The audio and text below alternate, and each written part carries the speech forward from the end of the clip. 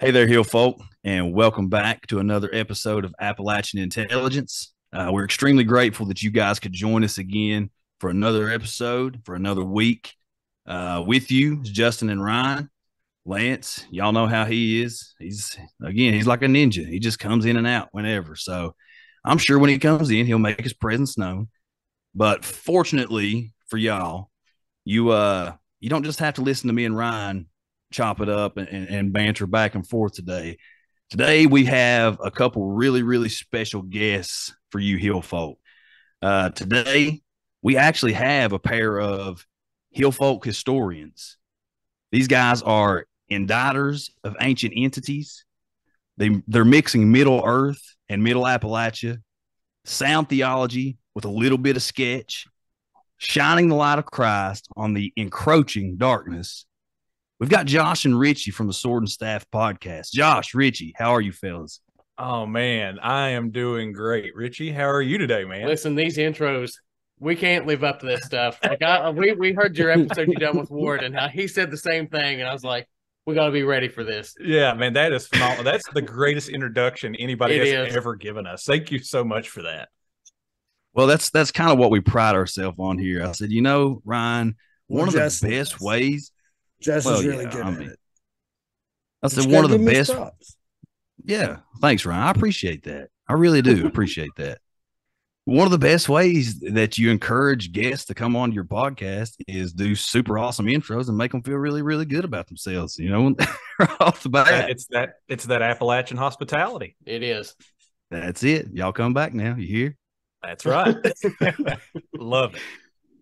But no, guys, we're super grateful that you guys could join us. With this has been something that's been in the works for a pretty good while now, and I feel like that timing is everything, and everything falls into place the way that it's ordained and orchestrated to be. And I think this is happening right now for a huge reason.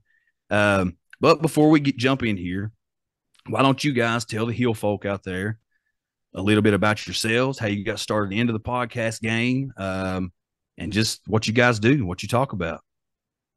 Yeah.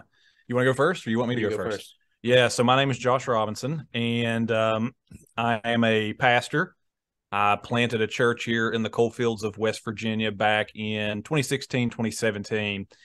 And I did that full time for 5 years. I also work now bivocationally as at the local sheriff's department. So I pastor and I do the law enforcement stuff. And about 3 years ago, 4 years ago now, I kind of ended up down. I came across a book that really rocked my world, and it was The Unseen Realm by Dr. Michael Heiser. And it really kind of shifted my view on things and just my view of the world, honestly. And obviously, for those who are watching, they've seen probably by now the docuseries Darkholler, and that kind of records some of the things that happened very shortly after getting hold of Dr. Michael Heiser's book. But Richie has, I don't want to tell your story, but Richie has been a paranormal investigator for 15 years. And whenever I come across Dr. Michael Heiser's book, Unseen Realm, I knew that Richie had a lot of experience kind of in that realm of things. And so, Richie and I have been friends for years. Gosh, I don't even know how long we've been friends. Probably like 8 close years. to 10 years. Yeah, close to 10 years. And, just to ask him, I was like, hey, do you know anything about this divine council stuff and, the gods of the nations and, all this stuff? And he's like, oh, yeah. How much time do you got? And so I remember that night vividly. Like I was surprised that you were even into that kind of thing. Yeah. And it kind of led us down the rabbit hole of wanting to kind of bring these two worlds together. Like me being a pastor, him being a paranormal investigator, and kind of showing that in the Christian worldview, you can actually make sense of a whole lot of this stuff. And I think that the tendency for a lot of Christians, especially in the modern day church, is to write off a lot of this stuff or to make people feel like they're crazy if they're experiencing stuff like this. And I have learned as a pastor that whenever you do that, you're likely to hurt people to run them off and to actually make them hate the church. And so a lot of our conversations just kind of started from there, like trying to make sense of this stuff.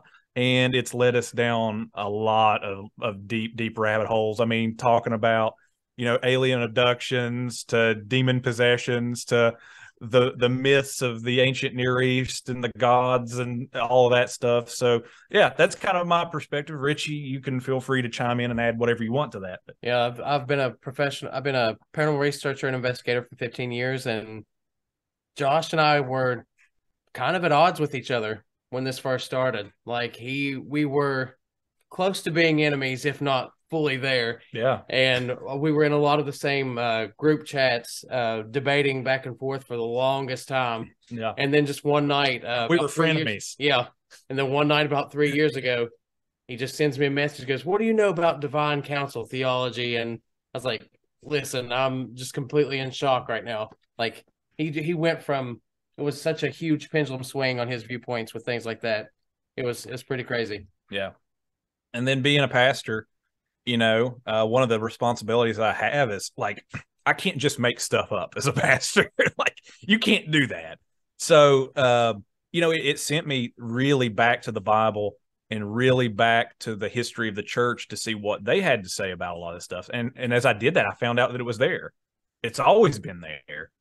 And it's really only the modern church that's just kind of truncated its view of the supernatural. And so I feel like that what we are doing is re-enchanting all of life from a distinctly Christian perspective, kind of making sense of a lot of this stuff. And hey, that landed us here with you guys. So yeah, sweet. Yeah. Well, I'm glad that Justin. Yeah, go for it. I know you're going to go right into it, and I have questions first. Hey, ask your questions, brother. You're a host of this show too. Well, just a couple, because all that from listening to the psychedelic episodes you guys did recently today, I got to hear that for the first time. When you what was the Greek word? Pharmakia. So they considered that like a sorcery is what you were saying, witchcraft, but under pharmakia, wouldn't you just be able to say medicine, right? That is where our modern word for pharmaceuticals comes from. Yeah. And I think that there's a lot of things you could probably throw under that term, honestly. Yeah. Especially with a lot of the drugs that are prescribed today. Yeah. So ones that probably shouldn't be described. But then, on the other side of it, there's medicine with benefits, even though it is kind of poison to your body, such as radiation for cancer, things like that. Yep. So I mean, that to me, that's a debacle. But your mind is firing right now, ain't it? Oh, on all cylinders. It's hard for my mouth to keep up right now. It's hard for me to process what I want to ask. Okay. I love it. Okay, in the amount of time. So the Elohim met up with the other Elohim, basically. We're going straight there. Divine Council. We're going quick. Right? Okay. Yeah. Okay. So Genesis 6, to kind of put it into perspective, in the Genesis 6 narrative in the Bible, basically what you have is a group of rogue Elohim. Some of the languages you see in the scriptures used for them are sons of God. Basically, they're angels.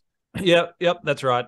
Basically what they do is like Satan in the garden, they rebel against God and they go to mankind, and very similar to the Genesis 3 story, they give mankind knowledge that they shouldn't have. It's the same thing with Satan in the garden, right? It's the same picture, giving them knowledge of this tree that they were forbidden to eat from and being like, hey, if you do this, you're going to become like God. God doesn't want you to do this. It's going to give you the knowledge of good and evil and you'll be like him. And it's the same kind of story repeated over, a little bit of a difference here and there, but it's basically the same story repeated out in Genesis chapter 6. Yeah. Now, I always understood it to be, I thought it was God talking to other gods, but they considered those the sons of man came down, right? And laid with the dot. No, wait. How did it? Sons of God. Sons of God came into the daughters of men. Came down into the daughters of men. That's the That's right. Nephilim, Yep. right? Yeah. The offspring of Yep. That's those. Okay, Yeah, so they that's were right. Yep. considered Elohim. The giants, the No, offspring. no, the fallen angels. That's correct. Yeah. Yep. Okay, that's where my mix-up was. Because when Gotcha.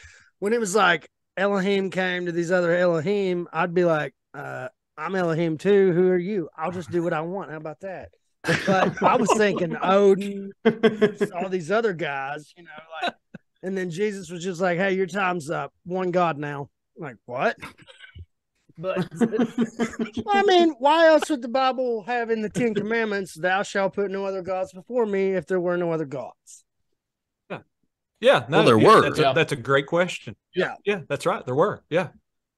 100%. Yep. and No, that's- you're right to draw that conclusion. I Good know job, a lot Ryan. of people spin that today and like, oh, well, you're on your cell phone, not paying attention to the pastor in church on Sunday. You're putting something before God. And I understand that. But at that point in time, they didn't have cell phones and other crap. They had other gods, apparently. Yeah. No, you're 100% right. Yeah. That's an application that people draw from that text today is, putting something before God. But you're right. In the ancient context of that passage, I mean, this is putting other real spiritual entities before the one true God. Like that's the context. That's what was going on. I mean, you look at Israel's neighbors and they're worshiping like the Canaanites, they're worshiping El, they're worshiping Baal, they're worshiping Ashtoreth. Those are all real beings. And then you look at Babylon and they're worshiping their own set of deities. And you look at Egypt and they're doing the same thing with Ra and Horus and Osiris, and those are real spiritual beings. And the reason why the Bible gives that command, don't have any other gods before me, is because it is totally possible to do that. Which is, Yeah. You know what, you're talking about the Eye of Horus there. It's pretty funny that our pineal glands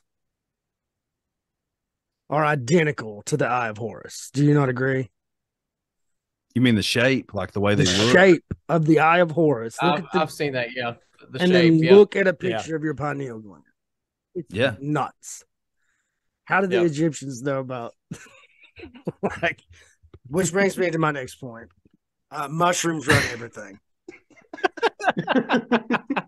They run the whole world, just so you guys know. And I think the forbidden fruit was mushrooms, not apples like everybody pictures. I think it was mushrooms. It's the fruit of the fungi. It's the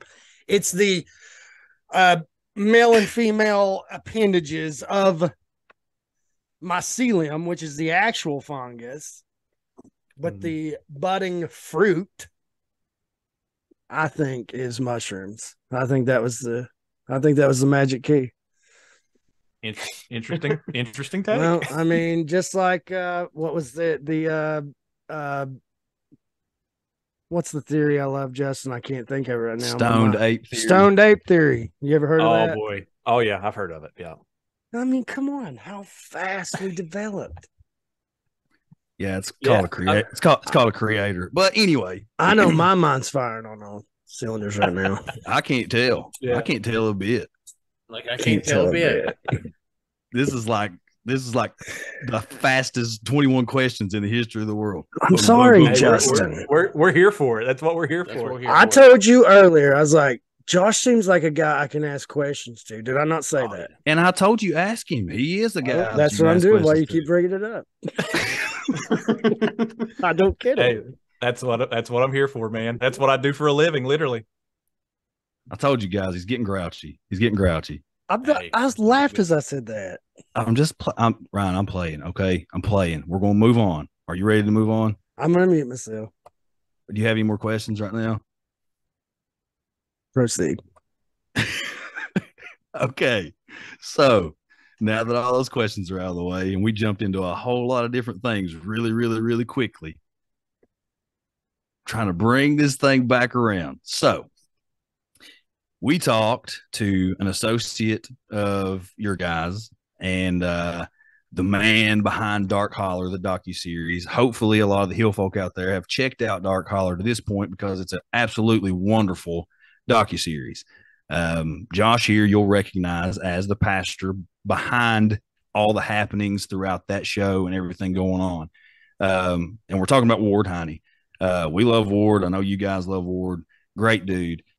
But you guys are and have been working on for what I understand for a couple years at least now. It's something that you guys have coming out, hopefully fall of next year, from what I understand. And season 1. And you guys have dubbed it Shadow Appalachia. So why don't you you hype it up here, tell the Hill folk a little bit about Shadow Appalachia and get them as excited as I am. Hopefully a lot of them have seen and kind of know what we're talking about already, because every time you guys share something on social media, I'm trying to come right behind and share it, you know, right along with side to get people excited for it. So, but why don't you just let the folks know a little bit about Shadow Appalachia and kind of the basis behind that and what you guys are trying to show and conceive through this. Without spoiling it, of course. Shadow Appalachia sort of comes on off of the heels of what we were digging into with Darkholler. So all the threads that we eventually uncovered digging into Kristen's case, we're sort of expounding on now. So zooming out from her case in particular to high strangeness in Appalachia in general. So we really, like Richie said, it comes off of the heels of Darkholler. And you know, if you've watched Darkholler, you know that it kind of starts to zoom out. Like it starts with this girl, and then it moves out to her family, and then it moves out to like this family encountering a known demonic being from the ancient Near East, right? Like other families in the region. And then other families in the region who've experienced similar stuff.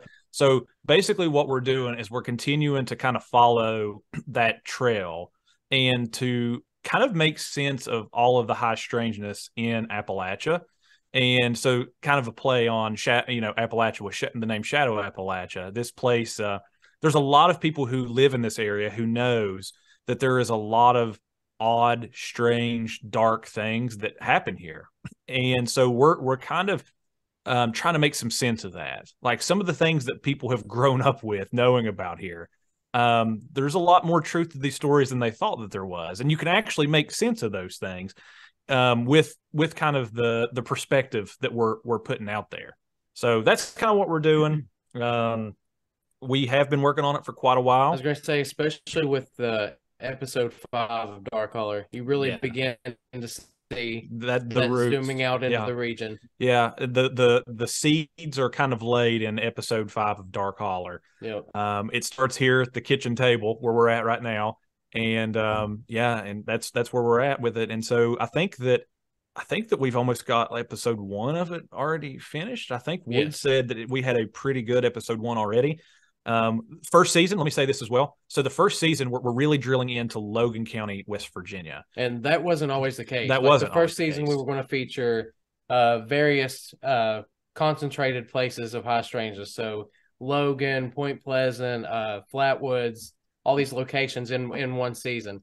But now it's a little too ambitious. It's a little bit too ambitious. There's too many threads to go down to uncover. So we decided season 1 would just zoom in completely on Logan County. We'd give a whole season to it. Yep, and setting the sort of foundations for the rest. Which is fascinating, because if anybody knows anything about Logan County, West Virginia, there's a lot of strangeness in Logan County, West Virginia. Oh, yeah. So you've got, one of the famous stories here is the case of Mamie Thurman, who was murdered, and then her body was dropped on 22 Mine Road. And everybody knows that if you go up there at certain times, you can encounter the ghost of Mamie Thurman. And then, we've got coal mine lore, which we did a whole episode about too. Yep. And, there's fairy lore that's come over from Scotland and Ireland into coal mining lore, and people experience fae in the coal mines. And then we've got tons of cryptids and UFO reports. We've got sightings of devil dogs here. So we're basically drilling into Logan County. And there's going to be kind of like an episode dedicated to all of these threads. And that's not even counting the Native American threads. Yeah, we're kind of making the case that Logan County is a window area, like Don Keel describes for Point Pleasant. Yeah. There's a lot of connections between Logan County and Point Pleasant, if you want to. Yeah. I think I've actually read somewhere where somebody's made that connection before. I can't remember what that was. But as soon as you said that, it just dawned on me. I remember that now. Yeah, one of the big connection points is Chief Cornstalk in Point Pleasant to put the curse on Point Pleasant. Yeah. His daughter, Princess Aracoma, is buried down here in Logan. Downtown Logan at the courthouse. And That's then, right. you know, there's another connection point too. So there was a hotel that used to reside in the center of Logan called the Aracoma Hotel. It's named after Princess Aracoma. Well, whenever they tore down that hotel, they found basically what was a burial mound underneath the hotel. And there was a child there with what is described in the archaeological findings as a Birdman gorget that was attached still yet. Now, if you know anything about the Point Pleasant Mothman case, you know that Mothman was originally called the Birdman. Birdman. Yep. Yeah. Yeah, that is. And see, that's the thing that I love. And I know this is going to sound, well, it's not going to sound weird for anybody listening to this show. It only sounds weird to normal people that, you know, don't listen to what we have to deliver. But that's what I love when you start diving in and digging into some of these things and some of these topics, and you start looking at the history of it. And, you know, a lot of things that you're sitting back and looking, especially with a lot of these, you know, different paranormal TV shows or some of these things, like people are really, really, really, really stretching, trying to make some of these connections. Everything that you guys said right there, you're not having to stretch. You're not, I mean, the connections are already there. Like, you're not having to make up some kind of big fabricated story or to grasp at straws. I mean, it's all there. It's all just documenting what happened. Yeah. When you look at these threads, we lay it all at the feet of these elemental spirits that the natives worship. So you can link Mothman to the Birdman, and even things like the Black Panther sightings in West Virginia. It's literally linked to a elemental spirit called the Wampus. So all of these things were linking to Native American roots. And for me, Justin, the thing that you're saying there about not having to stretch, that's something that's very important to me, especially as being a pastor. I think in a very straightforward way, I think it's fair to say. And, you know, I'm able to see connections and to make connections because that's what I do. And so for me, a lot of this plays into just being a good local, right? Like just being a good local and knowing the stories of the area that you're in and being able to tell that, and also to be able to understand the stories of your surrounding area and to show how there's connection points there. And so for me, that's a lot of what it is it's just being a good local, or you can call it being a good historian of your area, whatever you want to call it. But to me, that's a part of it. Yeah. You know, you don't have to make those big stretchy connections if you know the area that you're in. Listen, sketchy, stretchy connections. As the generations go on, less and less kids are going in the woods. So at least with things like this, you'll be able to keep these stories alive.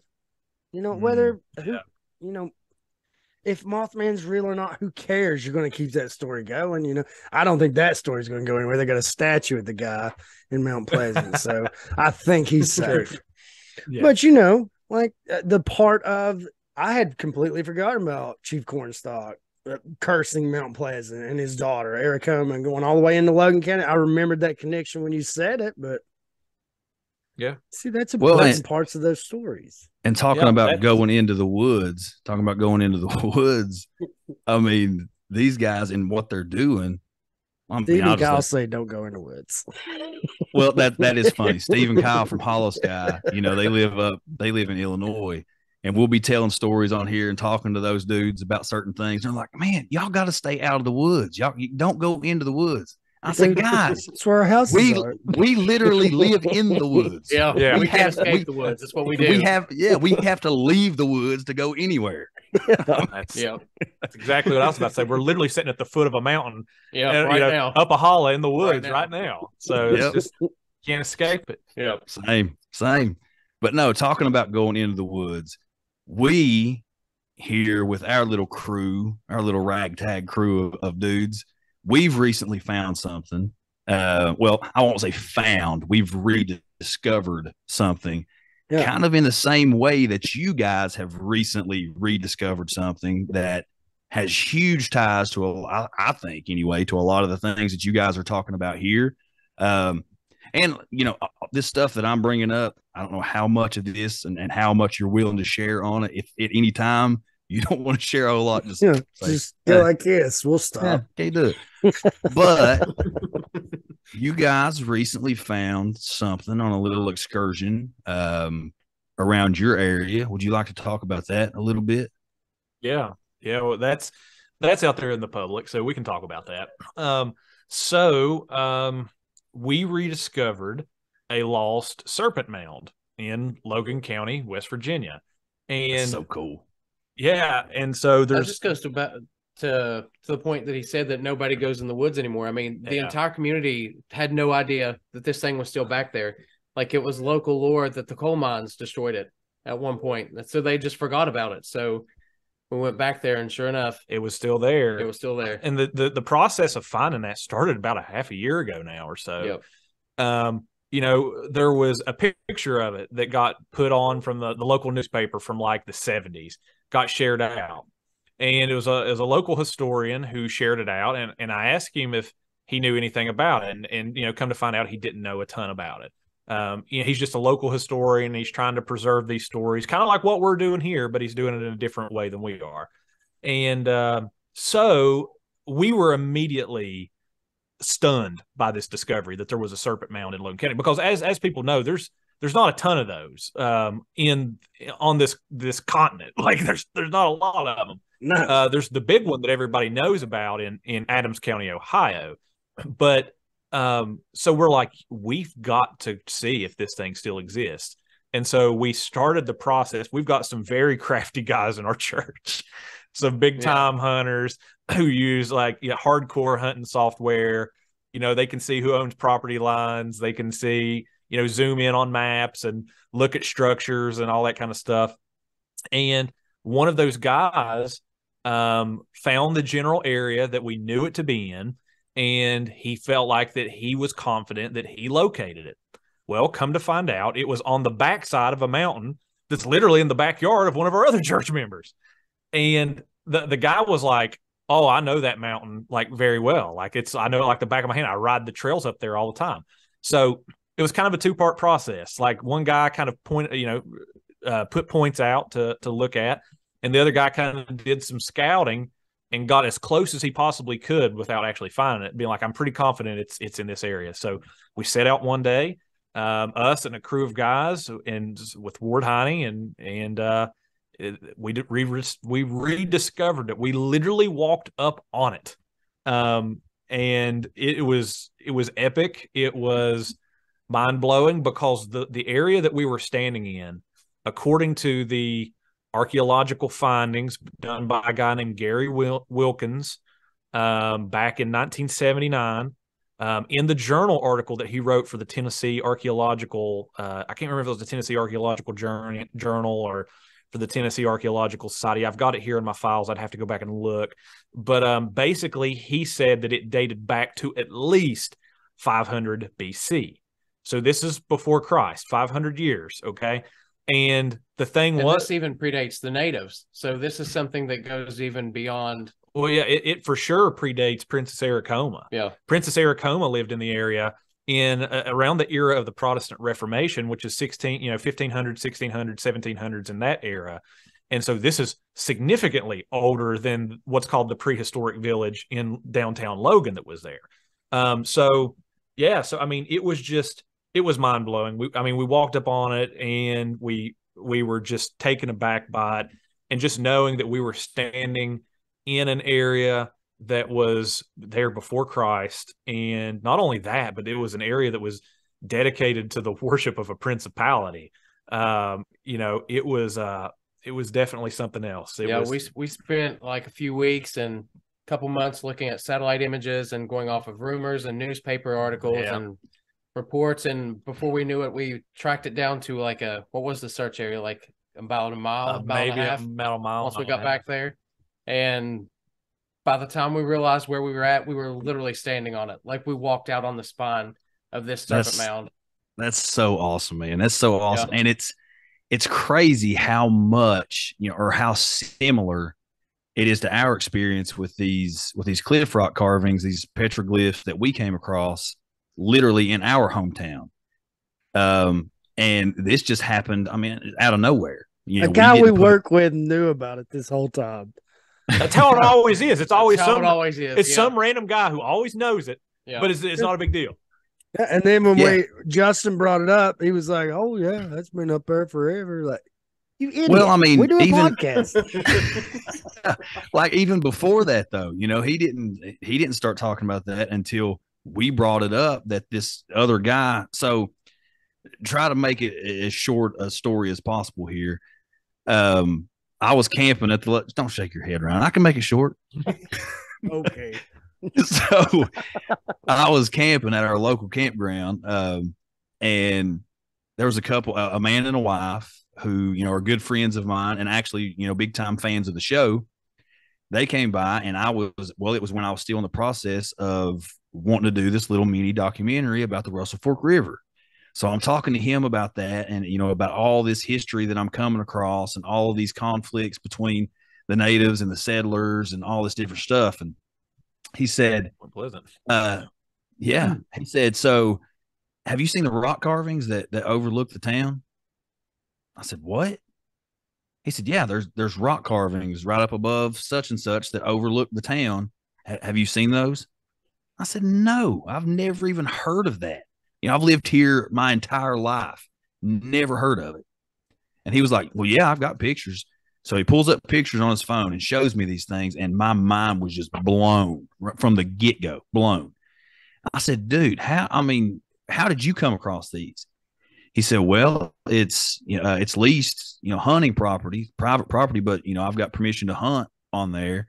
And, you know, it's just there. I came across it one day hunting, took some pictures of it because I thought it looked really cool. And that was that. So for a couple weeks, you know, me and Ryan and Lance, we're talking about this. And, you know, I have these pictures and I sent them out to everybody, like right before we'd ever even went up there to it. I sent them to like every contact that we had. And I was like, what are these? What is this? Who did it? Where does it date from? You know, and nobody could tell me anything, nothing. So finally we go up there to check this thing out. I get directions to it. Me, Ryan, and Lance, my son and Ryan's son. We go up there. It was on a Sunday, pouring the rain. It was absolutely pouring the rain that day, but we had put it off like for 2 or 3 weeks. And finally we were like, no, forget it. We ain't putting this off anymore. Let's go check this thing out. So we go up there, we drive to the spot, we hike, you know, a pretty good little hike. And it was kind of the same thing like you guys were just talking about. You know, by the time we got to it, it's like we were right on top of it and didn't even know it. So we get on top of the cliff, we see it, and it's just like the experience is the feeling of being there and witnessing something that it's a mystery. You know, just like your guys' serpent mound, we have no idea how these carvings got there, who would have done it, why they would have done it. You know, there's actually probably more basis, historical reference along a serpent mound and why it would have been erected and constructed, you know, ritualistic things and all these different things that go along with that. With these carvings, we have no idea. But just in looking at these things and kind of tying things together, it's led us to a much bigger adventure, which the Hill folk know all about. That's what kind of started our whole treasure hunt. But with this cliff rock carving, when we were first trying to find out from everybody, and I'll just tell you this one because it's kind of similar. The guy that owns the property that butts up to it, he's been asking questions about this thing for decades. Okay. I actually have a day and time to sit down and talk with this guy because I want to know everything that he knows. He's been researching this for decades. Well, he reached out to, and I'm not for sure if he said it was a Cherokee tribal leader or a Shawnee tribal leader. This information is coming all secondhand, but he was in contact with a tribal leader of one, or a tribal elder of one of these tribes, and asked them to come in and take a look at these petroglyphs, these cliff rock carvings. So the guy comes in with a younger guy with him. The landowner takes him up there, shows him the rock, asks him to take a look at it and see if there's anything that he can identify from it. So the elder goes down there, asks if he can be alone. They say, yeah, just do what you got to do. The elder asks to be alone, goes down there, sits on top of the carving, goes into a meditative trance-like state, is there for several minutes, stands back up, traces his finger along parts of the carving, walks back out of there, and leaves, doesn't say a word. Not a word. So that's crazy. Well, I'm finding all of this out. I'm finding all of this out, and I actually message Steve from the Hollow Sky podcast because Steve has extensive knowledge of Native American history, folklore, all this different stuff. He's really in it. Well, he's also like big into these different geological forums and all this different stuff. So he puts these pictures on a geological forum that he's a part of, and people are saying all these different things and have all these different theories. But one person makes the comment and leaves it on there, and all it says is, "This is where the old gods meet." And dude, just hearing that gave me chills. Still does. Every time I say it, it gives me chills. First of all, I told you guys it wouldn't be short. Second of all, hear me out. If I'm just a regular dude living my life and I just happen to be Native American and people are like, "Oh, dude, we found these rock carvings up here. Come tell us what they are." I'm not Chief Beats a Drum over here. I'm just regular Joe living my life. I would do the same thing as a prank. I wouldn't say a word. I would do some like ritualistic symbols with my fingers that meant nothing. And I'd walk away and never say another word to anybody about it. And just leave them there because that's just hilarious. leave them with that right there to ponder the rest of their lives. Like, that's hilarious. And now we're talking about it. And that's a good joke. Adds to the mystery. But no, anyway, I think those correlations in the way that things just, I don't know. It's just all crazy to me. It's all crazy. Let me ask y'all a question. Do you know what the petroglyphs, like what they're depicting? Are you guys able to tell? It looks like, and I'll send you guys the pictures when we get done with all this. That way you can take a little closer look at them. It looks like 10 open chambers or circular spaces that are around what looks to be running down the center like a like a bridge or a pathway or I don't know, a staircase, some form of something that runs down the center. And at the bottom, and I have a million theories about what it could be, but I can't pinpoint anything for sure. At the bottom of one of the cavernous spaces is a person. And then at the top, on the opposite corner, is a person. So, looking at it, now we can make out the person figures because they're pretty, you can tell. Right. Yeah. Yeah. But the rest of it, I don't know.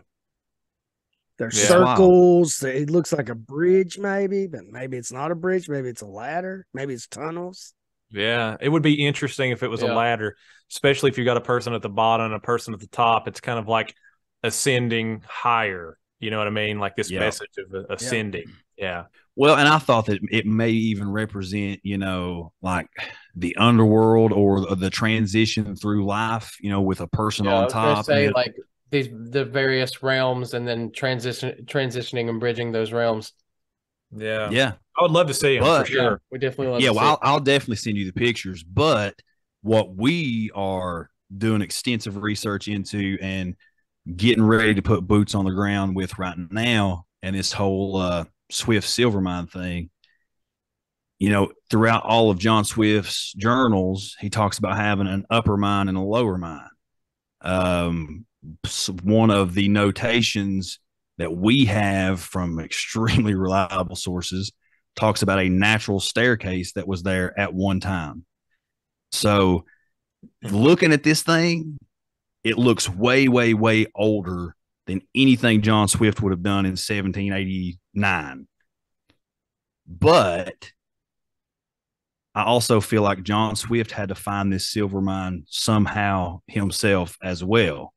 And if he's coming over and trading with some of the native tribes, and he starts seeing these little glints of silver, and he realizes, holy crap, that's silver. You know, how'd you guys get that? And they're like, oh, well, it's depicted up here on this rock. And here, like, I don't know, man. There's a lot of different things. Yeah, that's Ashley just messaged really me, and I'm sorry to interrupt you. No, you're Ashley good, you're just good. Go ahead. messaged me. Mama just tested positive for COVID. She has a temp of 102. So if y'all don't Oh, mind, man. pray for my wife's grandma. will do. We live Yeah. here and take care of her. So, Yeah, definitely, 100%. and once again, Justin, I just found out by messaging her back that I don't like typing on my phone when I'm on these. The letters try to attack you. The letters try to attack you. And just so you guys know, everything's pulsing. Richie, I hope you're You documenting. listen? We're taking notes. Yeah, Take we're gonna, notes. we're gonna bring you on and do a follow up to our episode It's- on psychedelics. It's disturbing. Especially the spider in the corner. If you guys keep seeing me look at, because when I look at it, it's like two different sizes each time I look at it. Maybe that's not really a Ooh. spider. Maybe not. Maybe Get out you here, are Lisa seeing the Peanut. machine I'm else. trying to do a podcast.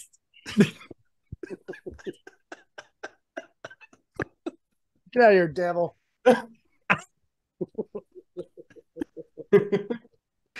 Oh God. Oh gosh. Ryan, I love you. I swear. I love you too, buddy. Oh man. But I had anyway, so many questions earlier. Justin, you're Well, ask your ranting and rabbling. I forgot them all. you'll remember them. You'll I remember will. them. They'll come back to you. You never lose them for long. No. But no, I just think it's crazy that, you know, you guys, the stuff that you're working on, you know, we can relate to, and the same thing. And even though it might lead us on little different routes, you know, you're still looking at the same kind of peoples that were occupying both the areas where we live. You know, you're still looking at the same folklore, the same mythology, the same, dare I say, the same old gods, since that's what this person claimed that they were meeting up at this rock, the same old gods that were worshipped, that were, you know, looked at as the gods of the time. I mean, You know, you're the talking- same mountains you and I are sitting in right now are the same ones they're sitting in. Yeah, absolutely. It's the same. It's the same land the Cherokee deemed the dark and bloody ground. It's what they called it. They wouldn't settle here. Yeah, they were just farmed. Talk about those petroglyphs overlooking a town, and it's the same way here. Like in these natural high places, that's what they were. They were natural meeting places between the natives and their gods. So those kind of locations are dotted all over the Appalachian Mountains. And Yeah. one of the things we got to keep in mind is, you know, whenever the Native Americans were here, these state borders didn't exist. Yeah. just- Right. You know, they're these artificial lines that we have drawn in our heads and on our maps. Yeah. And for them, it was just one. It's just, you know, it's a place that your tribe's here, my tribe's there, but it's the same land. You know. Yeah, 100%. I mean, it's wild, man. It's wild. Did you hear me a minute ago? I was going to say Appalachia and absolutely at the same time. It said Appaloochie. That's a pretty cool name. Appaloochie. Appaloochie. I love That's it. like You a need to cool put it on a cryptid t- name. You need to put that on a T-shirt somewhere. Appaloochie. Appaloochie, baby. We have so many T-shirt ideas. It's crazy.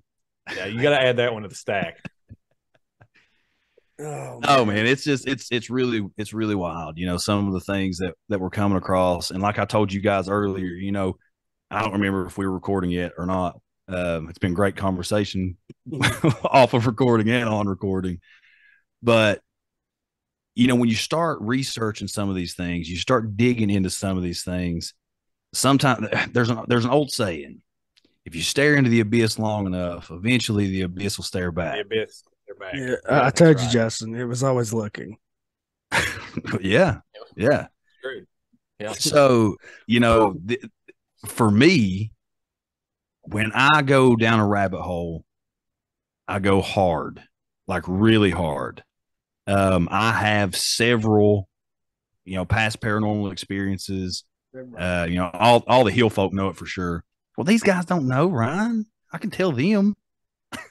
No, I had a joke, but I decided against it because the listeners. cut it. I cut it. He cut I it. cut it and then muted myself. So He that's cut what it I real was. time. I was laughing at it. Oh, got it. I got it. But I've had a lot of these experiences, but hadn't for years and years and years and years. Well, we start up this podcast. We start talking about the weird stuff all the time. You start researching a bunch of stuff, and then all of a sudden, oh, wait a minute, weird stuff starts happening again. So it's to me, I guess the question that I'm asking is, does this kind of stuff happen to you guys too? Are we alone in this, or It happens all the time, and with such frequency that it's just something we come to expect with this kind of work. I have a theory, a theological explanation for why I think that works the way that it does. So let's hear it. Yeah. So this isn't a thought that's original to me. I didn't invent this or come up with it. It came from a professor at a college. Her name is Esther Meek, and she wrote a book on how we know things. That's basically her take on like synchronicities. Well, yeah, she gets into synchronicity. But the study of how we know things is called epistemology. Okay, big word. It just basically it comes from a Greek word, but it just basically means how we know things. It's the study of knowing, and basically, the conclusion that she comes to is that we begin to know things by loving them. So think about it, right? Like the way that you got to know your wife is through loving your wife, right? It's like you didn't just learn these random facts about your wife, right? And then you said you know her. No, it's this dance, right, between the two of you. It's metaphorical dance. Like you even see that language used in the Bible about Adam and Eve, right? It talks about like the language that it uses for them, having children is Adam knew his wife, right? Yeah. We come to know things by loving them, and it's this relationship between the known and the knower. So anyway, I had a conversation with her over email about synchronicity. And it's basically what you're talking about. Whenever you start looking into odd things, the odd things start looking back at you, it seems like. Yep. And basically what the conversation we had was that happens because reality is person-like. Okay, so we think of reality as just this thing that we exist in, right? It's just everything we exist in. But from a Christian perspective, especially hers and also mine, reality is person-like. And the reason why it's person-like is because it's created by a personal God. And so you should expect it to be person-like. You should expect it to respond to you. And so she basically says that because reality is person-like, what it does is whenever you make contact with reality, she talks about it gives you tokens of reality, which is basically just another word for synchronicity. It lets you know, hey, I see you doing your dance there. I'm dancing back for you. I see you. And so that's kind of a theological understanding of how it all works. It's we live in a reality that's person-like because there's a God who's personal that created it. And we need to kind of get past this idea that, there's nothing more to reality except existing in it. You're in a dance, whether you know it or not. Some people are blind to the fact that there's a partner on the other end dancing with them. And there's some people who are very aware of it. And the more aware you become of it, the more you start to realize there's somebody on the other end. Yeah. See, Justin, that doesn't mean ghosts aren't trying to dance with me. I just can't see them because I don't believe in them. There you go. You see them because you do believe in them. That's right. You're absolutely right. Yeah. You are 100% correct. That may be the most clear, concise thing you've said all night. Out of sight, out of mind, right? Never happened. Yeah. That's what I do whenever Ashley says, Ryan, I heard a noise. I just, never happened, honey. Go to bed. Never happened. Never happened. Hey. called the Ghostbusters, and they solved it, man. That's how you do it right there. Yeah. Just ignore This him. guy has had more paranormal experiences surrounding He him calls them paranormal that experiences. he pays absolutely zero attention to, and then says, "I don't believe any of this stuff." Total skeptic. Total skeptic. Sorry. Hey, It's fine. Richie. Everything needs a Ryan. Everything Yeah. needs a Ryan. Richie, you ever been in a fairy ring? I have seen my fair share of them, but I've You've never, never stepped in one? You too scared, or? just from my background in the occult, like I used to be. I mean, an it's a occultist real thing, Justin. Don't laugh. into paganism, yeah. Yeah, that's We a had real a, thing. If you don't enter that with pure respect and gifts, It is a thing, yeah. it is a We thing. had a reverence for the Fae, and absolutely, yeah. I'm not laughing because I don't believe it's a real. You're talking to the person that believes everything. Well, I I'm know. laughing. I'm laughing because you ask him the question and then following up with, "Are you too scared?" Like it's like it's a challenge. He understood what I was saying, though. Right, Yeah. Rich, you understood what I was saying Yeah. because it is a respect and reverent, Yep. a thing of reverence. Yeah, But absolutely. I just want to know if you'd ever seen it. I've looked for them before. I've never seen any, but Yeah, I've seen some around here, and like over in the UK, like it's everywhere over there. Like you have the governments in the UK literally diverting highways around fairy rings and fairy mounds and things like that. yes, I seen that. Like this one road is literally right beside of this fairy mound and this Yep. ring of these mushrooms and things. Just they drive right Yep. by it because It's that same reverence that's instilled in those people. It was a core tenet in paganism, and it's where something did that's all of our still carried over. ancestors and beliefs come from? Europe. Well, this area, a whole lot of that Celtic tradition, Scots Irish. Well, Oh, as you absolutely. guys Yeah. can see, Yeah. I'm not redheaded, but my beard is. Mhm. So that's that Scotch Irish or Scandinavian. See, my brother did that. It was Scandinavian and Irish Yeah. So you're like a drunk Viking. and Cherokee. A Because drunk we knew we berserker. had Yeah. basically Ireland was settled by Scandinavians anyway. They were just Vikings, right? There's like 90% of them, I want to say. So it's definitely a part of Ireland, that's for sure. I don't know if you guys listened to it. We did a whole episode on the mythology of Ireland. Really? Yes. And so the founding story, so Vikings definitely play a part in it. So actually, Especially in places like the outlying islands of Scotland and things yeah. like that. So I actually have some of that in my ancestry too. So I did the ancestry DNA thing, and I ended up having it wasn't Scandinavian. It was Nordic, I think. Hold on a second, I'll pull it up here while we got a second. Yeah, let's see here. Looking So at the it's- yeah. bloodlines. So it's Norway. Yeah, break out the old bloodlines here, and the Yeah. ancestry and the all that. But it was Norway. Yeah, I've got DNA from Norway, and that's up in the Faroe Islands. Which, if you look on a map, the Faroe Islands is just northwest of the UK.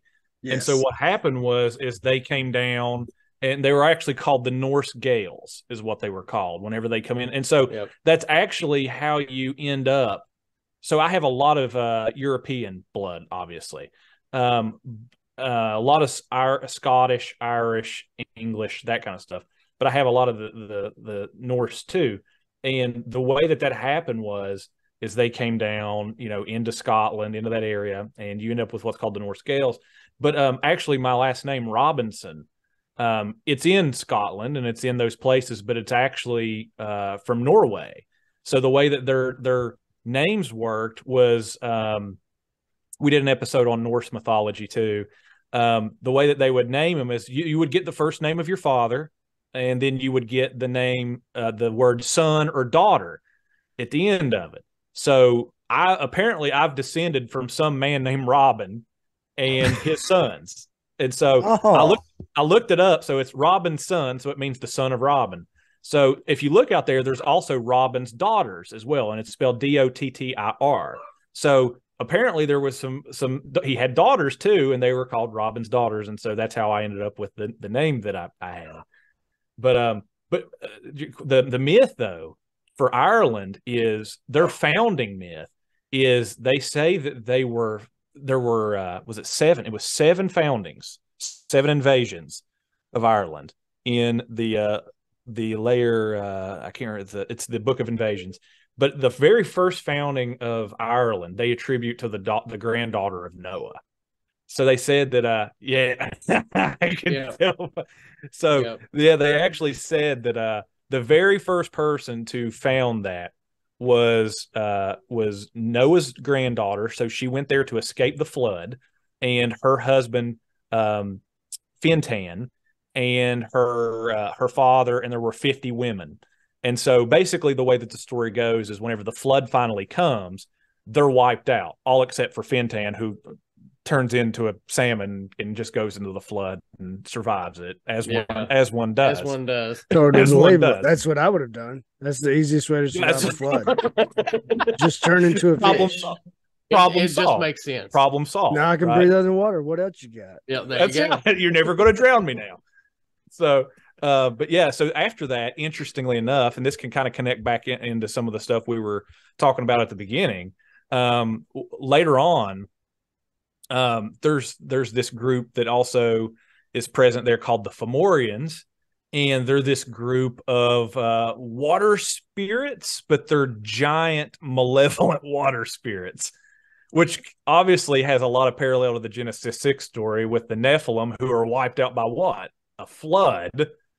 And that's how you get the Bible's account of demons, right? They're these spirits that come from the water. And then you've got this other group after that called the Tuatha De Danann, or the Tuatha De Danann, and they're very much related to the sons of God. They come from heaven, and they bring the people like knowledge and, for this knowledge and, all this stuff.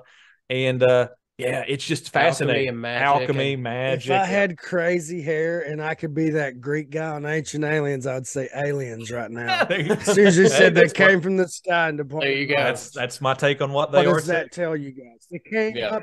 They say that which one was it? Elijah went up in a flaming chariot, and there was one other. It was Enoch. Enoch went to be with God.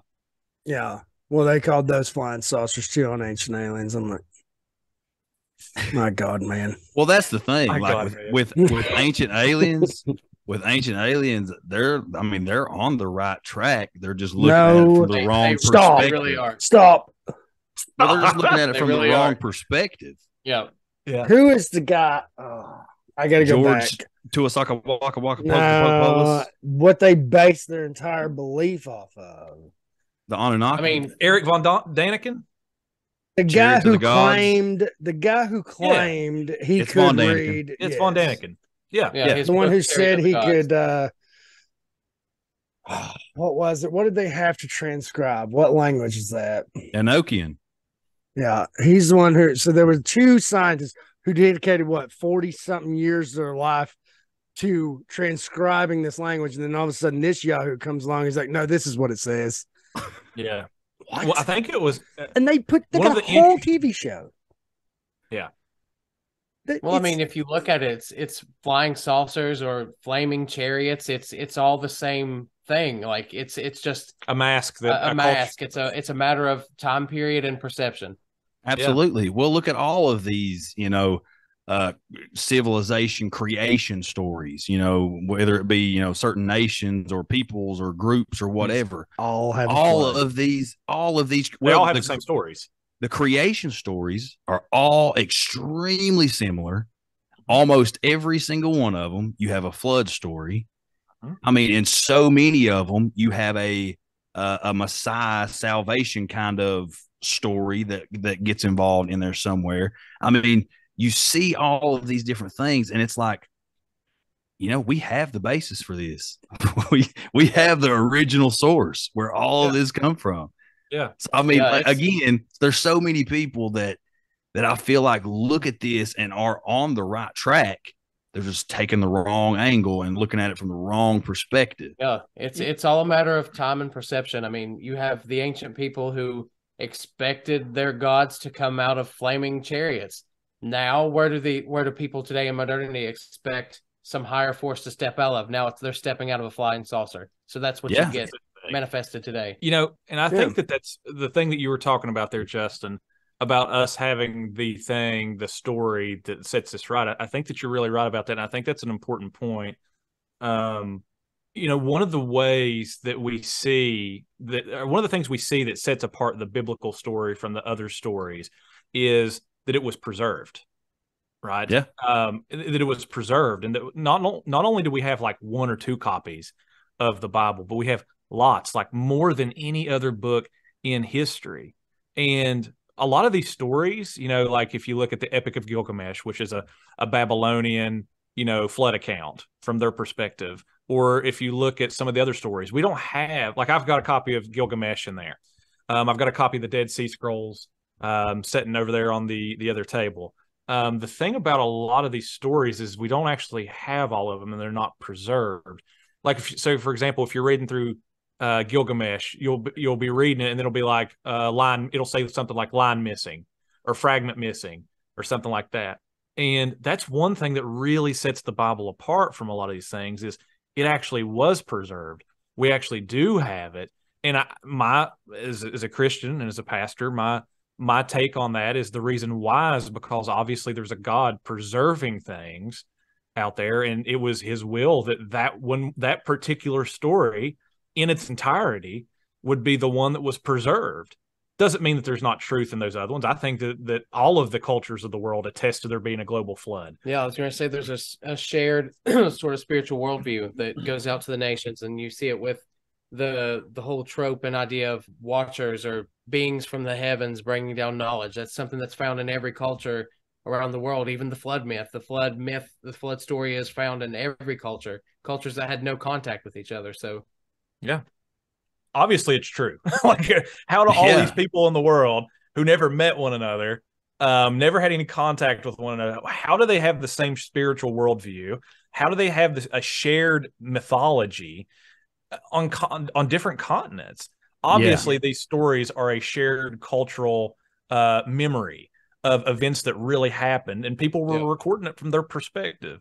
And absolutely. It just so happens that the Bible is the complete one that we have. Yep. Yeah. Well, it's not even just shared ideology and shared spiritual, spirituality. It's not even the shared stories and stuff like that. It's shared archaeology. It's shared symbolism. Symbolism. You look at the way structures are built. Look at pyramids. You have pyramids popping up in so many different areas all across the world, all around the same time frame, when people should have literally had zero communication with each other. And the symbolism behind the pyramids, I mean, they're aligned with certain celestial bodies. So with the stars, with the constellations, I mean, that is not anything that's left to chance. Yeah. No. If you guys go back and listen to any of our episodes, you'll understand that I have a bone to pick with the Spaniards. And because I believe the Aztecs and the Incans were really onto something, and these dudes, well, they had a lot of knowledge. I believe they had a whole lot of knowledge. The practices, because the practices could have been. Yeah. Dang it! Yeah. I mean, come on. How in the world? At this point in time, now you got to figure this is before Galileo is looking at the skies through a telescope, and these people are building pyramids, like the Sun Pyramid. I think is that what it's called, and where a certain day of the year, when the sun reaches a certain point, summer solstice, right? Yeah. Yep. Yeah. And down the stairs, the shadow creates a snake all the way to the head of the snake that's carved. I think it's the pyramid of Kukulkan, I think is what it is. Yeah. How in the world? And not only that, but directly out in front of that is one of those cenotes, the underground water supplies. And in line between those things, it's lined up with Venus. Yep. Yeah. Well, dude, it's Watcher knowledge. It's fallen angel knowledge. It's God knowledge. It's the Watchers brought this same knowledge down to all the peoples. I mean, it's a knowledge of astrology and astronomy. It's all part of it. Yeah. One of the fascinating things about the mythologies of those people, of different peoples, is they all have this story of these cultural heroes who come to them and give to them this knowledge. Like, for example, if you go back and if you look at Mesoamerican mythology, there, I can't remember if it was Kukulkan. I think it was Kukulkan. Oh no, it's Quetzalcoatl. He's also a feathered serpent deity like Kukulkan. Okay. In their mythology, Quetzalcoatl comes to them after the flood, and he brings to them this knowledge of society and civilization and all that stuff. And it's the same thing with Babylon. If you go and look at Babylonian mythology, you've got the same kind of thing going on with it's the Apkallu after the flood. They're these wise sages who come and bring this pre-flood secret knowledge. To sow the Watcher seeds again after the flood. Yeah, and you've got to account for that somehow. Like, how do all of these people have the same story of these sages, these culture heroes who come to them and bring them knowledge, and then all of a sudden they start popping up pyramids, they start building temples in places like the one that's over there in Turkey, Göbekli Tepe. Yeah, Göbekli Tepe. And then it's just unbelievable. It's like you go to Babylon and they've got the big step pyramids, right? Like, how do all of those people at the same time start popping up this stuff? There's got to be some kind of truth to that story. Like that they may have seen it on Facebook. I mean, we don't know what kind of technology they had. Maybe that's where everybody gets their news from, their information. Yeah, this is on social media. It was just to break real up quick, guys. I see this on TikTok. I'm gonna build it. Yeah, there you go. I've seen this on Watcher TikTok. I watched this dude on YouTube with this stick out in the jungle, and he was just carving pyramids and stuff. I can't remember what he's called, but there's this dude out there who literally is just a dude in the jungle with a stick, and he carves like pools and it's wild. Just type it in on YouTube. I'm just like, this dude's awesome. This dude's got watcher knowledge. This dude is a watcher. This dude is a watcher. Yeah. This is Zazel in the flesh. Somebody talk to this man. It's Quetzalcoatl. Yeah, he's escaped into the Amazon up there. Right. Ryan, get up with him. We got to get him on the show. Hey, Demons, it's me, your boy.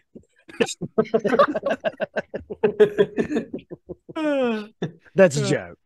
No, I think they got that part. I could talk about, ancient history, mythology, and all that stuff all day. And that's what I really, really enjoy about your all show. And, I told you guys really early on, I've talked to Ryan about y'all. I love y'all's dynamic because it's a lot like our dynamic. As you can see, listening to y'all's episodes, there's a lot of time that Richie's brain is firing, not for the same reason that Ryan's is right now, but not far from it. Not far from it. But Richie's brain is fired, and he's going off on these different ways. And Josh is always trying to reel it back in and bring it back to center. And Ryan actually said today, listening to y'all's episode, he said, dude, that's me and you. Like, literally, I'm going off on all these tangents. Every podcast needs a Ryan and a sketchy Richie. Like, if you that's what happens. If you two got a podcast together, we'd end up ODing and dying somewhere. That's you guys would be in a fairy circle, building a pyramid with watcher knowledge, and you guys like beer, right? Come on, fairy.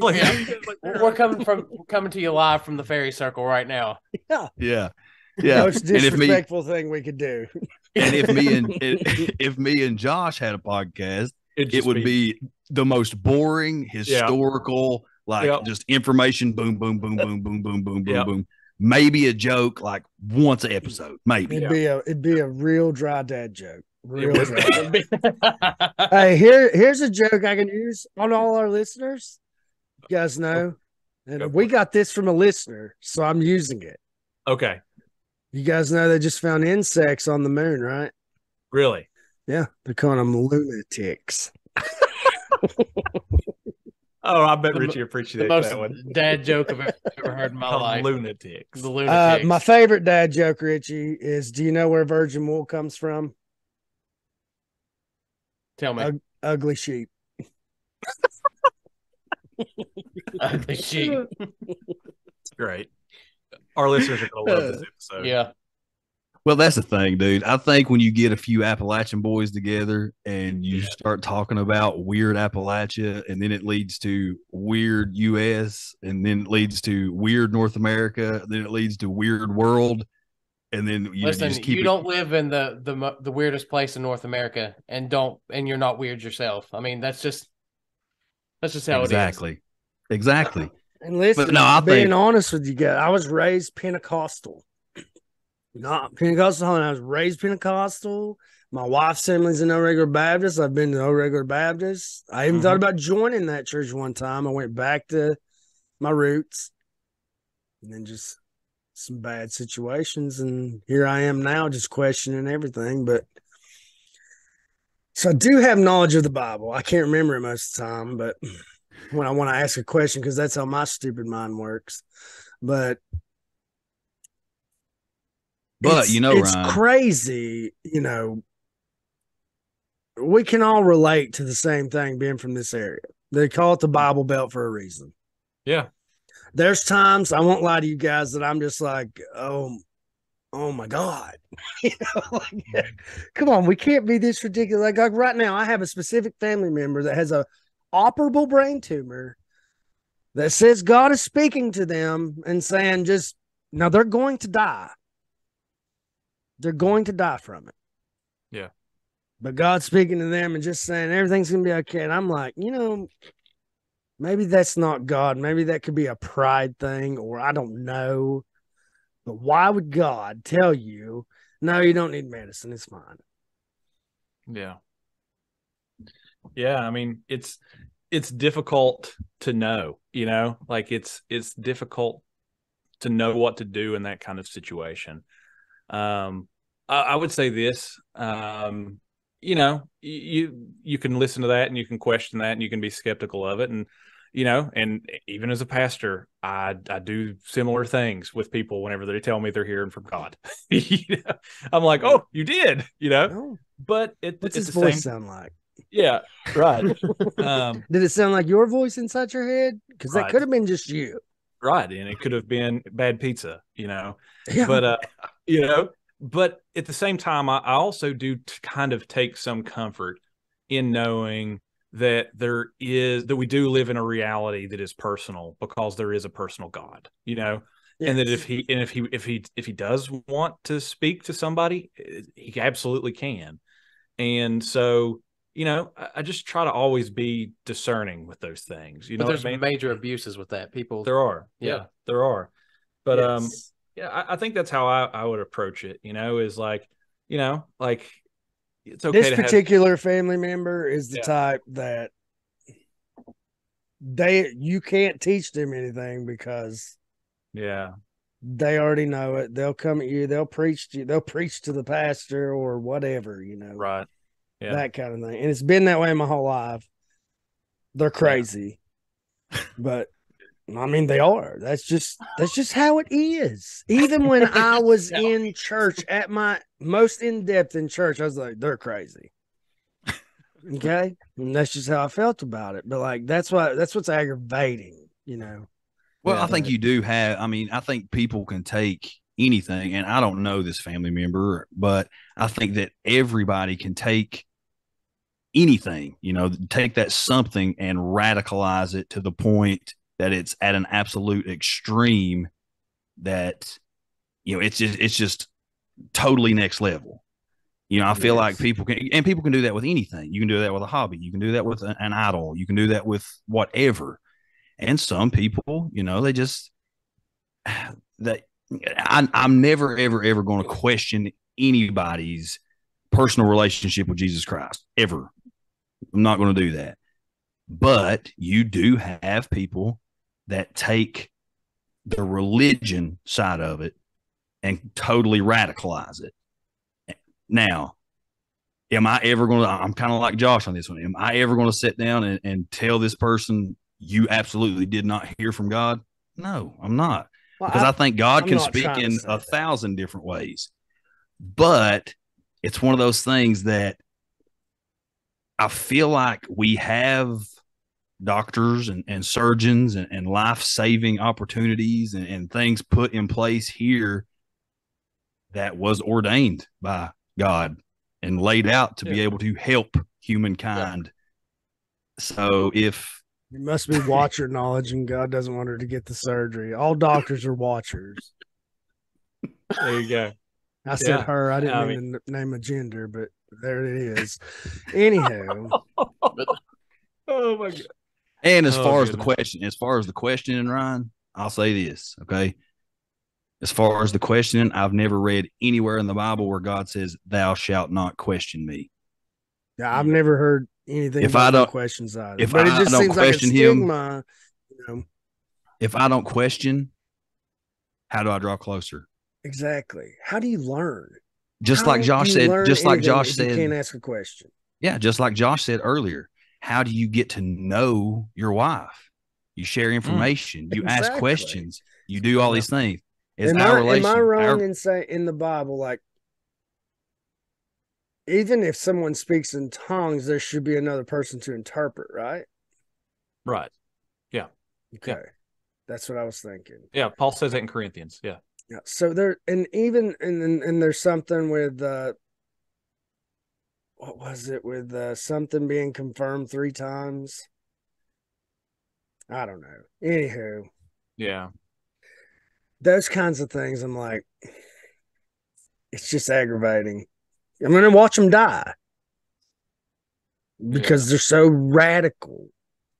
And that brings me to the next thing, asking questions. That's why I say, you call me crazy for not believing it or wanting to jump right into something, but I call you crazy for not asking for proof, because somebody who can't ask questions can't learn anymore. Yeah. To me, in my opinion. But I think you also, just like Josh is talking about, we have a personal reality because of a personal God. I think you have to be open to all of these. You have to be open to get the answer to these questions based on your personal reality. He and I have already spoken. Experience. I told him, just rename me Thomas. I need to put my fingers in the holes, apparently, because sometimes I just have trouble. That's, and I don't want to be that way. Sometimes I have trouble. It's like this. Okay. I like to have beers. I like to take my gummies. I've never done a podcast episode, but once or twice sober. I tried to do sober October. It didn't work out real well. I made it like 11 days or something. But, I will watch people go to church, leave church, and then just absolutely bash each other behind each other's back. And if I'm not mistaken, didn't Jesus say there were 7 things? And if you were found in accordance with one of those things, you were found in accordance with all 7 things. And one of them was backbiting.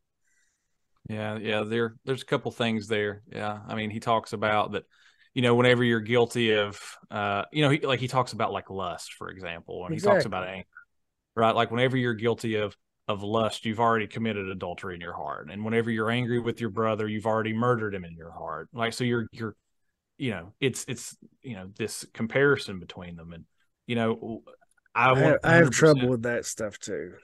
Yeah. Well, I mean, you're like, human. Man, how do you see like you take your family to a water park? I didn't want this big booty lady to come in front of me and give me these thoughts. Be gone, demons.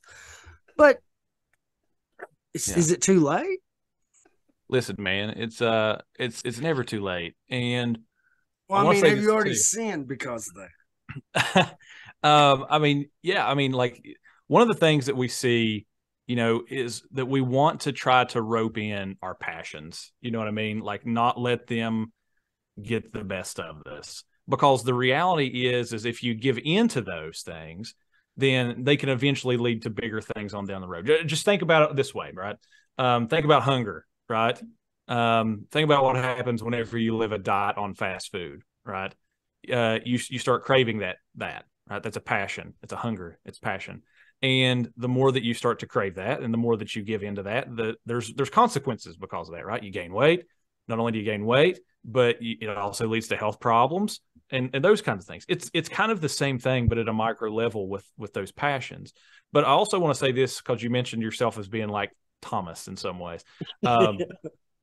Christ loves Thomas. Yeah. Christ loves Thomas, and Christ shows his love for Thomas in letting him feel the wounds in his side. He knows that Thomas is a doubter, and yet God has grace on doubters. So that's what I keep saying. He made me too. He knew what he was getting into. You know what I mean? He knew what he was doing. Yeah. There's got to be some better purpose that I'm supposed to be doing. I know that. I got to find it, but maybe this is it. I don't know. I'm sure not promoting drugs on here is good, but as I say, not as I do, kids.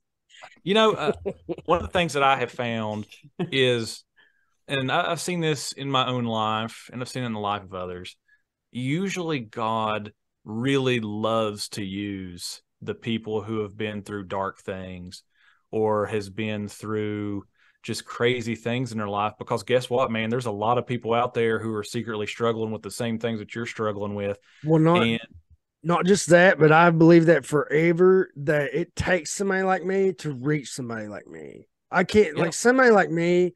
If somebody, not dogging these people, kudos to them for living a great pure Christian life to the best of their ability since they were little bitty. They've always been in the church, kind of like my old pastor, their daughter, just and I know she's not perfect, but she has lived the best life she possibly could for Christ. And I know that personally because I've watched her grow up. I'm much older than her, but I have watched this girl live her life a certain way. That type of person is less likely to reach somebody like me because we don't speak the same language. Right. Yes, we both speak English, but we don't speak the same language. You know what I mean? Yeah. I mean, just think about it. God called a murderer Paul. He's Saul of Tarsus. I mean, in our minds, what's worse than murder? Not much. And God calls a man who used to persecute his people to come and to reach his people. Like, nobody is ever too far gone. Like, the cross is that big. Well, I think it's the book of John. Jesus said, "There's nothing you can do to separate yourself from the love of God." It's John 10. Yeah, and it talks about as far as this is in the Psalms, as far as the east is from the west. That's how far God casts our sins. Like the east and the west never touch. Yeah. That's how big God's love is for people, and that goes for the doubting Thomases as well. And so there's nobody's ever too far gone. Nobody's gone for asking questions. I mean, that's what I do for a living. And I tell people at our church all the time, like as soon as service ends, I say, listen, if you heard anything in today's sermon that you have a question about or a concern about, or maybe you just want to stay and just ask questions in general, feel free to stick around. I'm going to be around. There's other people going to be around. And we'll literally sit there for 1 hour, sometimes 2 hours, and just answer any kind of questions that people may have. And it's because questions are serious. And that's grounded in the whole reality conversation that we had earlier. It's this dance. And you don't learn how to dance by not engaging with the other partner. You learn by doing. Think about how you change a tire. How did you learn how to change a tire? You learn by doing it. Yeah. You learn getting your hands dirty. So questions are good. I told you I could do this, Justin. Look, I never doubted one curse word. I never doubted you, Ryan. I never doubted you. I had full faith the whole time. Awesome. Sometimes when I give these reminders, it's not because I have doubt. It's just because it's not because it's eating away at your mind. I have my own. I have my bombs later. I have my own personal issues with needing to be in control. Okay. Since we're getting really therapeutic here and we're turning this into an absolutely vulnerable, like, this is how every conversation goes with a guest. Yep. It really does kind of. No so joke. Here's a question I've had for a really long time, Josh. I've asked Okay. this to Justin too. So it says, you know, the love you have for your children, how much more does God love you? Right. How much more so? But I've asked Justin, I said, no matter what my kids ever did, I couldn't let them go to hell if I had heaven. Yeah. And if God loves us so much more than we love our own children, like that, you think about your own children, would you condemn your own children to hell? No way. No. No Yeah. way. Mm-hmm. Yeah. Yeah. And I think that God proves his love for us.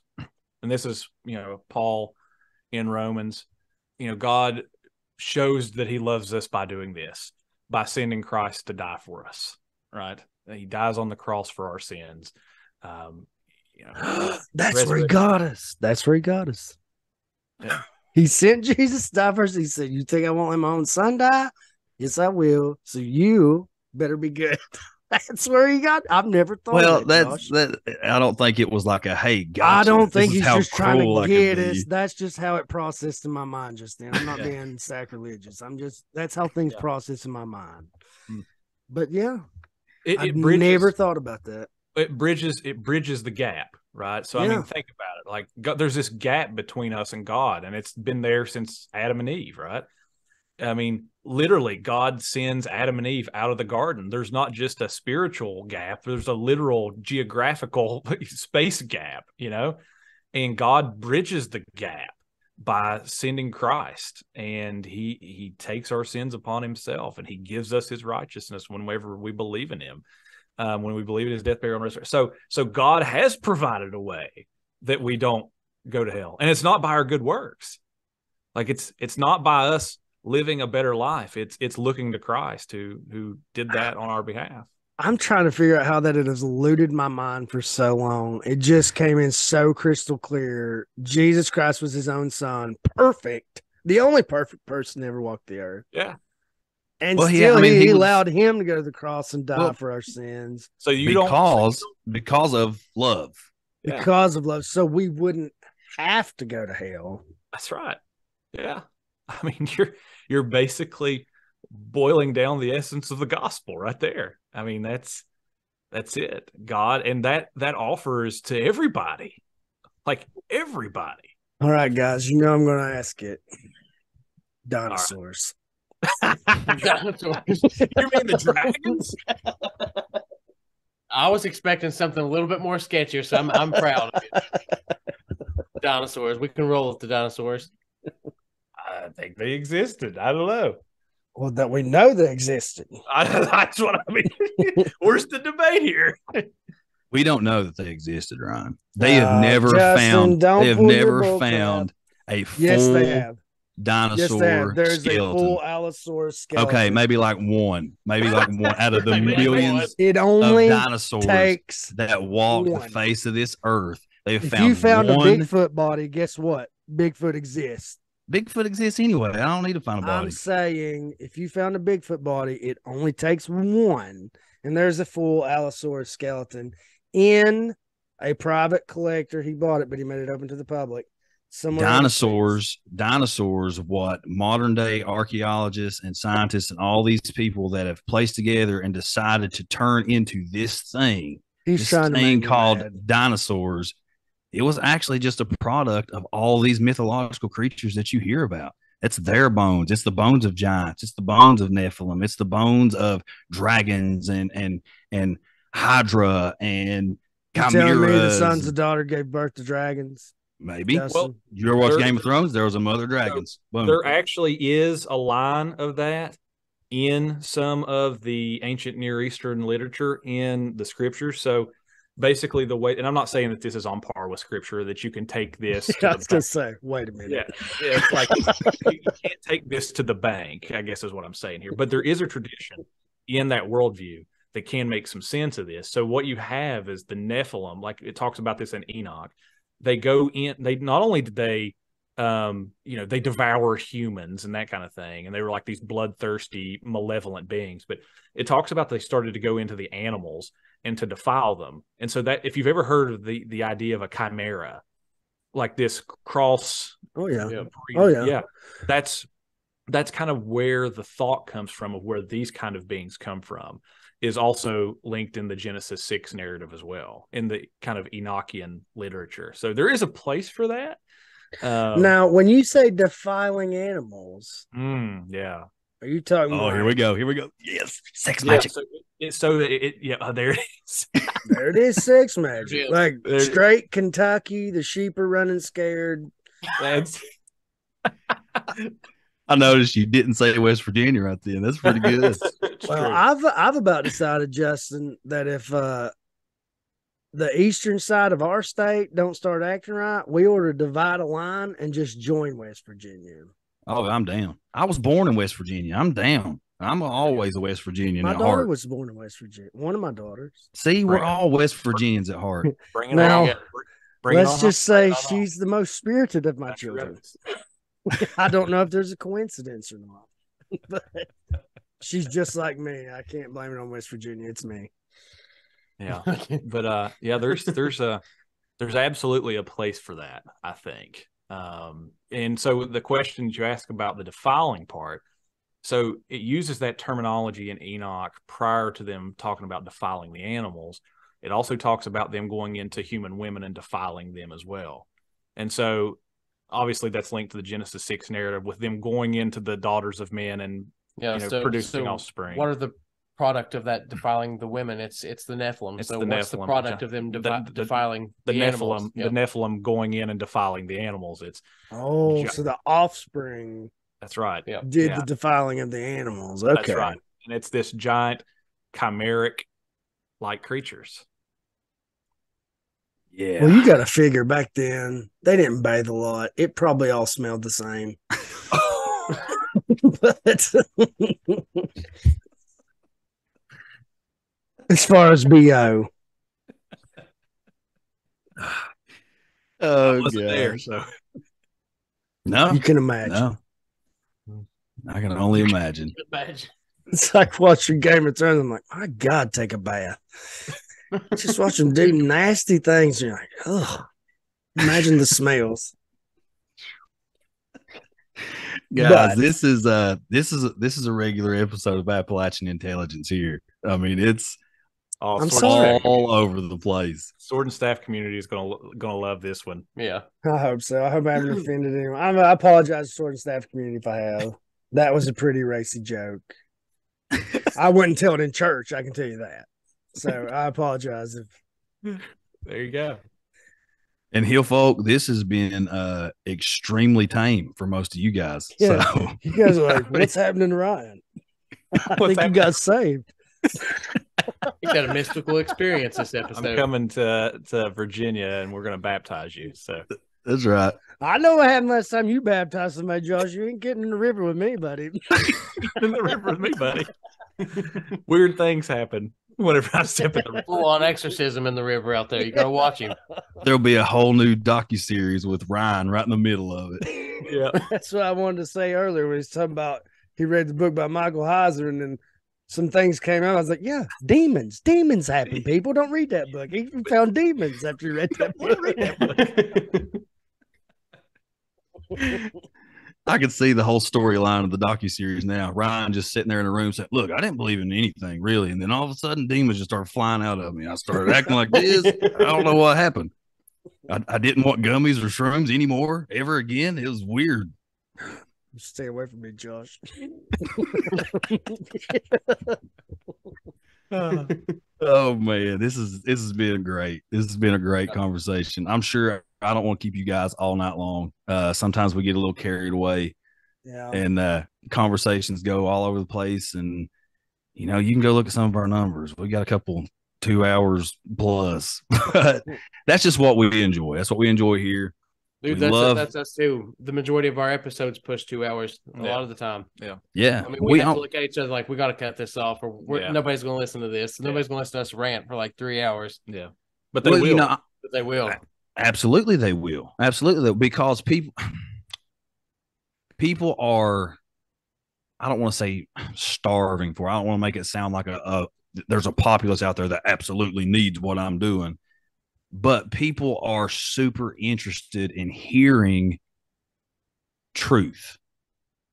And when you can bring the perspective that we're bringing, even if we go, even if we're talking about some of the crazy out there, just letting people know that there is an original source that you can go look and, find these things. I've said on here 1,000 times, the Bible is the most supernatural book that I've ever read in my entire life and probably ever will. I mean, you look at the just everything. You look at salvation as a whole. You look at the triune God. You look at the Holy Trinity. You look at the death, cross, and resurrection. I mean, that's as supernatural as it gets, and it's the gospel. It's the basis of everything. Yep. So, I mean, that's what I'm saying. When you're talking about these, these cryptids that could be out here, or the spiritual realm that's on the other side of the veil, or these entities that operate, and you can read about it. I mean, Paul talks about, we don't battle flesh and blood. We battle against the principalities and powers and rulers of this dark place in this cosmic world. I mean, that's the things we're battling against. It's there, it's out there. And for people I think people want to know that it's not just ancient aliens. It's not just, somebody doing these investigations and, oh, well, this is just a person that, was evil in life and died, and they're still here and they're still evil and they're still doing the same things. Like, there's more to it. There's more to it. And when you look and you dig deep and you know that there's a God that loves you, that there is a Jesus that has dominion over all, that he's the king, he's the Lord, and all of these other things that are going on that might mess with you or might do these things, that name holds power, and all of it. Yeah. So, and I think that's important for people to know, for people to hear, for people. And I think people they want that, whether they know it or not. People have this, you hear it in church all the time. Josh, I'm sure that you've said it in a sermon a month, at least. People have this God-sized hole in their heart, and that's the only way that you can feel it is with God. Yeah.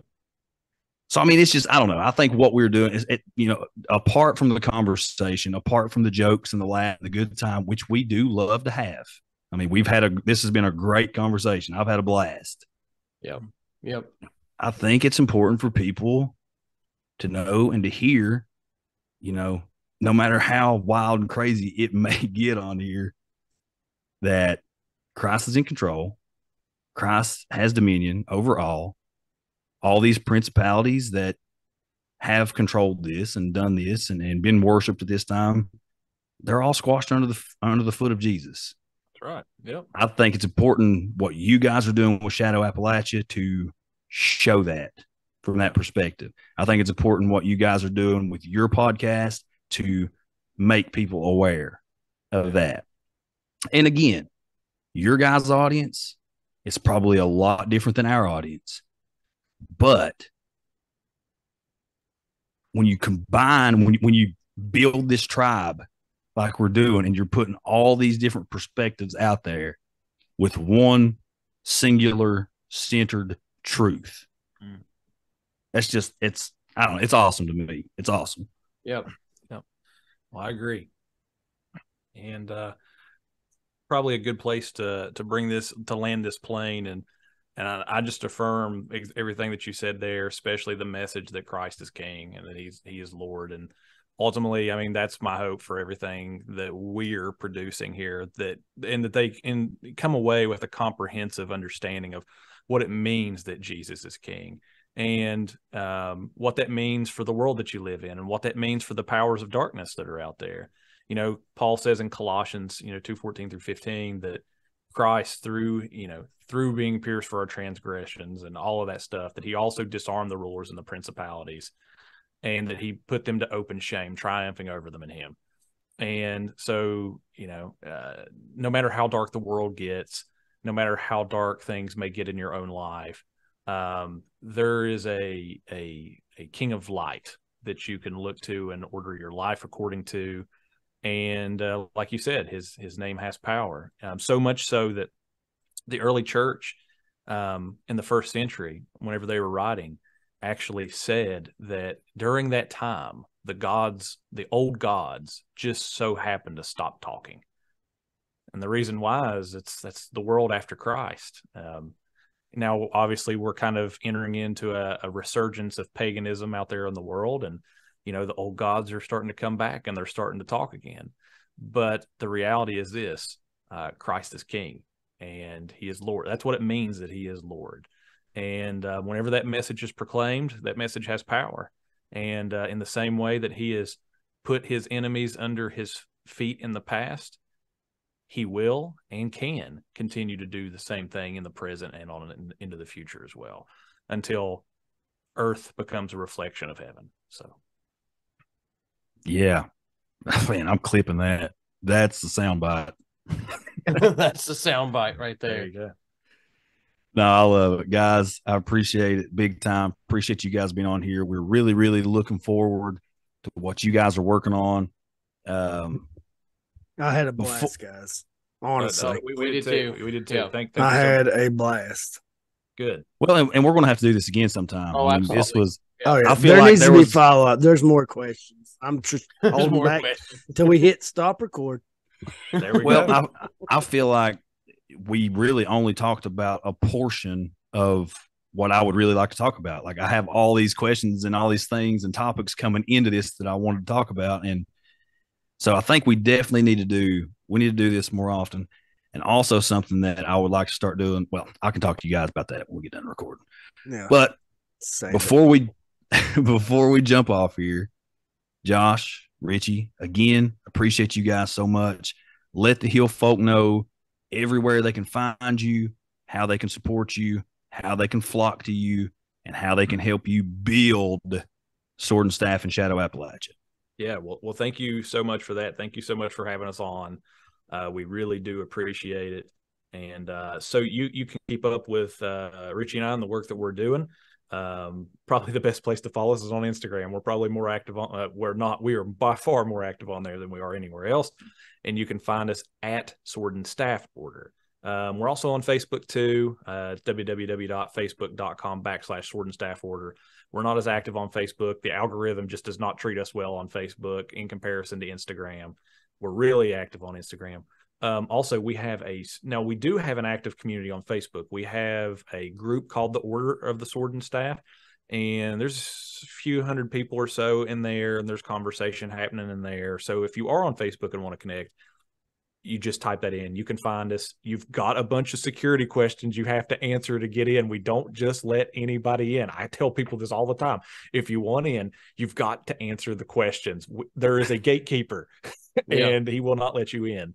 That gatekeeper is me. Yeah, if you really want to have some conversations and dig deep into our stuff, we have a Discord. That's the best place. If you're really wanting conversation, we have a Discord server called the Sword and Staff Multiverse. Head on over to our website at www.swordandstaff.net. Up on the top corner or down on the bottom, maybe both even, there are like little icons you can click. There's a Facebook one, there's an Instagram one, and then there's a Discord one. You can click that. It'll take you to our Discord server, and there is always crazy conversations happening in there constantly. So you can find us there. Also, if you want to support the work that we're doing, and especially Shadow Appalachia, you can go to our swordandstaff.net website. There's a place that you can donate there. The best place, though, is Patreon, www.patreon.com/swordandstafforder.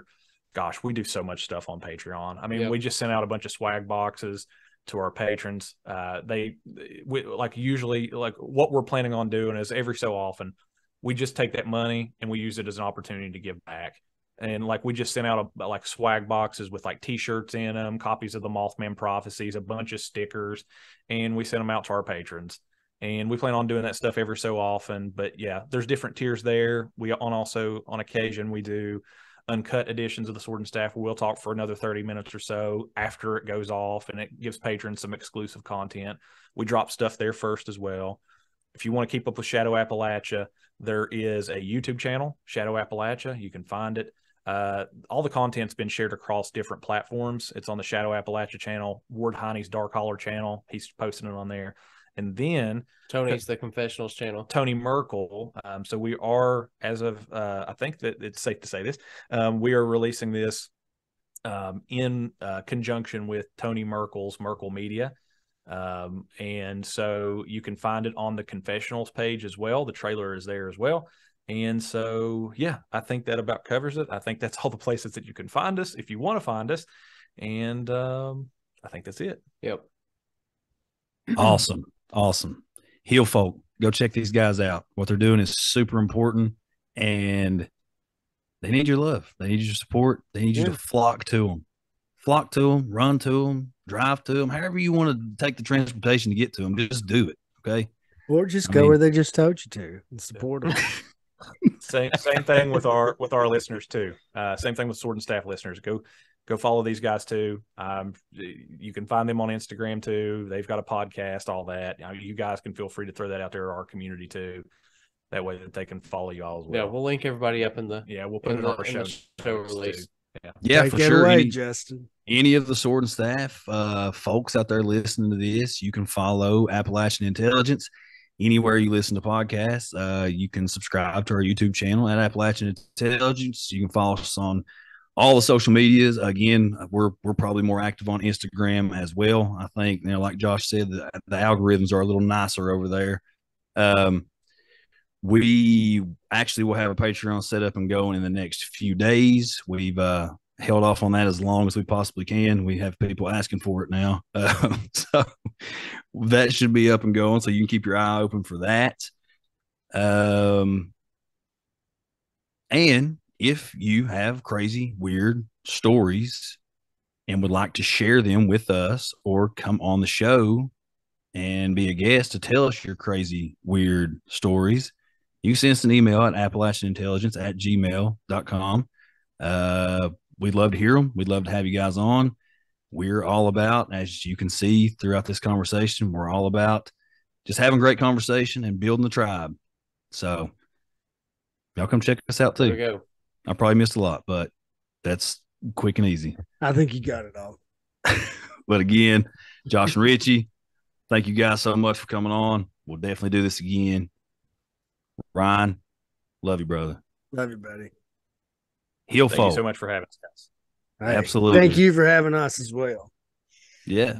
Our pleasure. Heel folk. Y'all have a name for your audience? We just call it the Sword and Staff Multiverse. Oh, I love that's good enough. Swords That's good and enough. staffers. Swords and love it. staffers.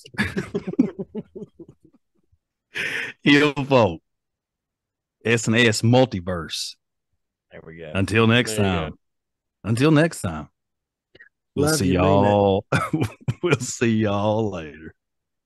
See you See then. ya.